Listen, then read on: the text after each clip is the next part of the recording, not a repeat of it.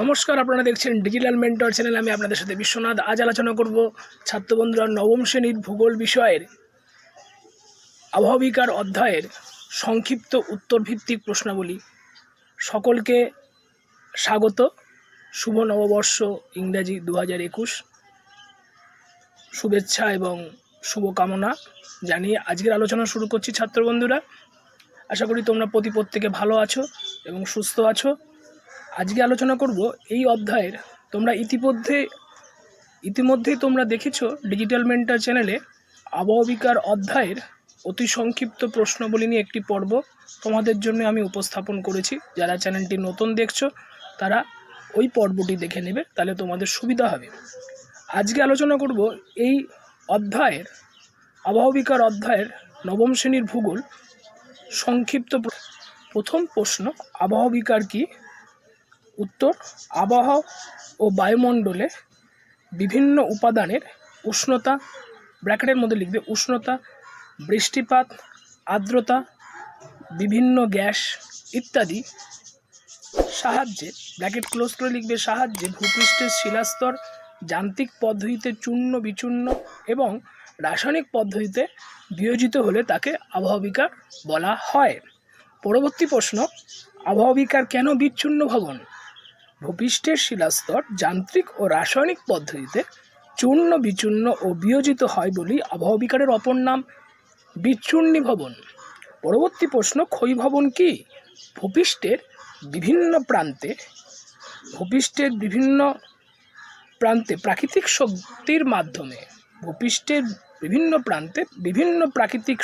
মাধ্যমে আবহবিকারগ্রস্ত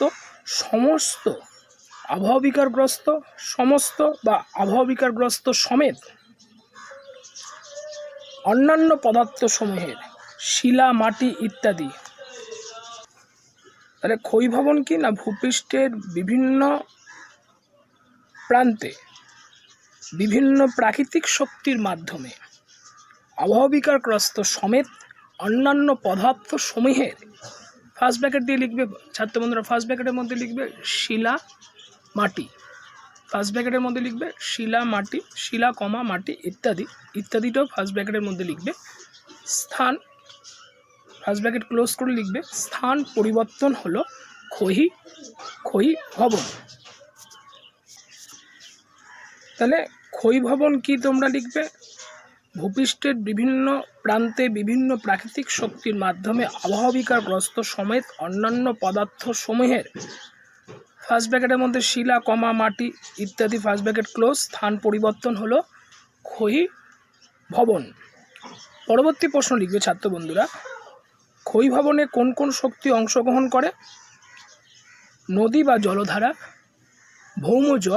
ভৌমজল মানে ভূপৃষ্ঠের অভ্যন্তরস্থ যে জল, খনিজ লবণ মিশ্রিত যে জল, সেই ভৌমজল, বায়ু, হিমবাহ, সমুদ্র তরঙ্গ ইত্যাদি প্রাকৃতিক শক্তি ক্ষয়ীভবনে অংশগ্রহণ করে।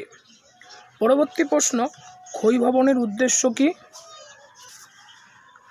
ক্ষয়ীভবনে কোন কোন শক্তি অংশগ্রহণ করে?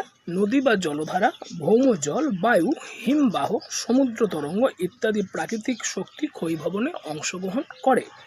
পরবর্তী প্রশ্ন 5 নম্বর, সিরিয়াল নম্বর 5, এগুলোর প্রত্যেকটি প্রশ্নমান মার্কস অবটেন্ড 2। ক্ষয়ীভবনের উদ্দেশ্য কি? ক্ষয়ীভবনের বিভিন্ন প্রক্রিয়ার মাধ্যমে অসমতল ভূমি ক্ষয়, বহন ও সঞ্চয়, ক্ষয়ীভবনের বিভিন্ন প্রক্রিয়ার মাধ্যমে অসমতল ভূমি ক্ষয়, বহন ও সঞ্চয় প্রক্রিয়া সমান তলে বা সমতলে পরিণত হয়, সেটি হচ্ছে ক্ষয়ীভবনের উদ্দেশ্য। পরবর্তী প্রশ্ন, ক্ষয়সীমা কি? ভূপৃষ্ঠে ক্ষয়কারী শক্তিসমূহ ভূপৃষ্ঠকে নিচে যতটা পর্যন্ত ক্ষয় করতে পারে তা হলো ক্ষয়সীমা। সাধারণভাবে সমুদ্রতল হলো শেষ ক্ষয়সীমা। পরবর্তী প্রশ্ন, পুঞ্জিত ক্ষয় কি? উচ্চভূমির ঢালের মৃত্তিকা, শিলাস্তর ও অন্যান্য পদার্থসমূহ অভিকর্ষের টানে, অভিকর্ষ মানে পৃথিবীর অভিকর্ষের টানে, মাধ্যাকর্ষণ শক্তির টান নয় কিন্তু এখানে ছাত্র বন্ধুরা, পৃথিবীর অভিকর্ষের টানে ঢাল বেয়ে নেমে এলে তাকে পুঞ্জিত ক্ষয় বা পুঞ্জিত স্থানান্তর বলে। পরবর্তী প্রশ্ন 8 নম্বর, পুঞ্জিত ক্ষয় কত প্রকার কি কি? পুঞ্জিত ক্ষয় প্রধানত 3 প্রকার।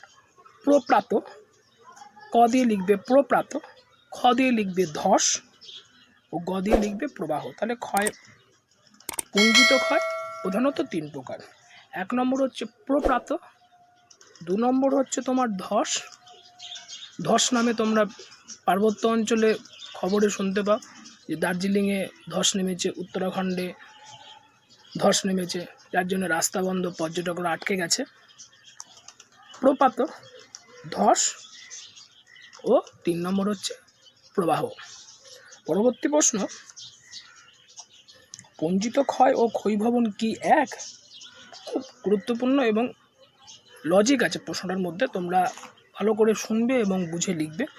টেক্সট বই অবশ্যই তোমরা পড়বে, প্রত্যেকটা অধ্যায় যে কোনো বিষয়ের যে কোনো অধ্যায় যখন পড়বে তোমরা টেক্সট বই ভালো করে খুঁটিয়ে 3 থেকে 4 বার। কোথায় ছিলাম আমরা? পুঞ্জিত ক্ষয় কি? উচ্চভূমির ঢালের মৃত্তিকা, শিলাস্তর ও অন্যান্য পদার্থসমূহ অভিকর্ষের টানে ঢাল বেয়ে নেমে এলে তাকে পুঞ্জিত ক্ষয় বা পুঞ্জিত স্থানান্তর বলে। আর পুঞ্জিত ক্ষয় কত প্রকার কি কি?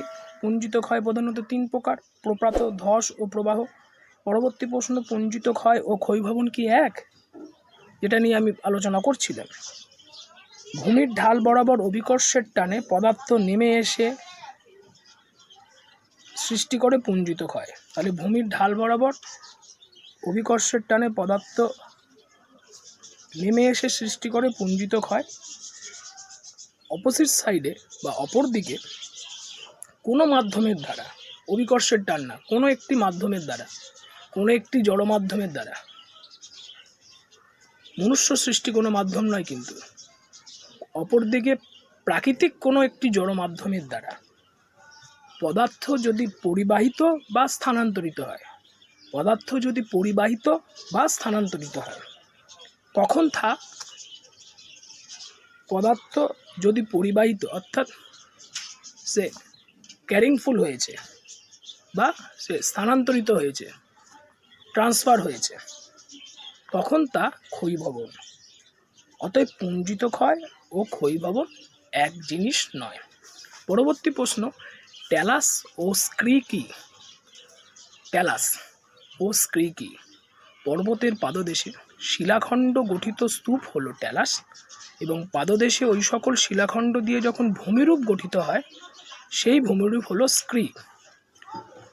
পুঞ্জিত ক্ষয় কিভাবে ক্ষয়ীভবনকে ত্বরান্বিত করে? ভূমিতে ঢাল বরাবর পুঞ্জিত ক্ষয় ঘটলে ক্ষয়ীভবনের কাজ সহজ হয়। পুঞ্জিত ক্ষয় সৃষ্ট পদার্থ ক্ষয়ীভবনের মাধ্যমে দ্রুত অপসারিত হয়।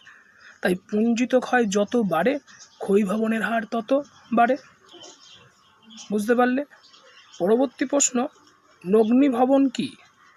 আবহবিকার পুঞ্জিত ক্ষয় ও ক্ষয়ীভবনের সম্মিলিত কাজের ফলে ভূপৃষ্ঠের উঁচু অংশে ক্ষয়ের ফলে আবহবিকার, পুঞ্জিত ক্ষয় ও ক্ষয়ীভবনের সম্মিলিত 3টে জিনিস একত্রিত হয়ে সম্মিলিত কাজের ফলে ভূপৃষ্ঠের উঁচু অংশ ক্ষয়ের ফলে পদার্থের অপসারণ, নিচের শিলা উন্মুক্ত হওয়া এবং ভূমির উচ্চতা হ্রাস হল নগ্নিভবন।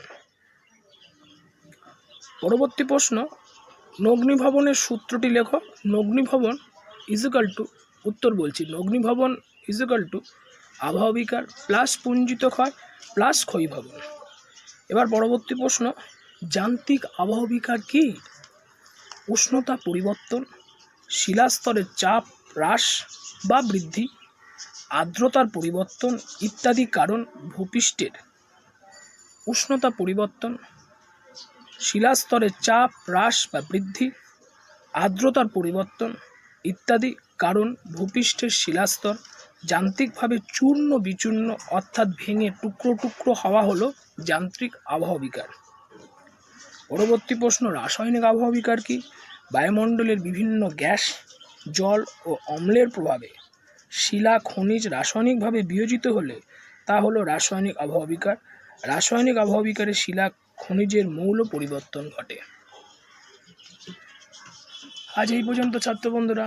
আজকের আলোচনার অংশটি যদি তোমাদের প্রত্যেকের ভালো লেগে থাকে এবং তোমাদের যদি উপকারে আসে, তোমাদের প্রত্যেকের কাছে আমার অনুরোধ, ভিডিওটি দেখার পর প্রত্যেকে লাইক করবে, বন্ধুদেরকে বেশি করে শেয়ার করবে।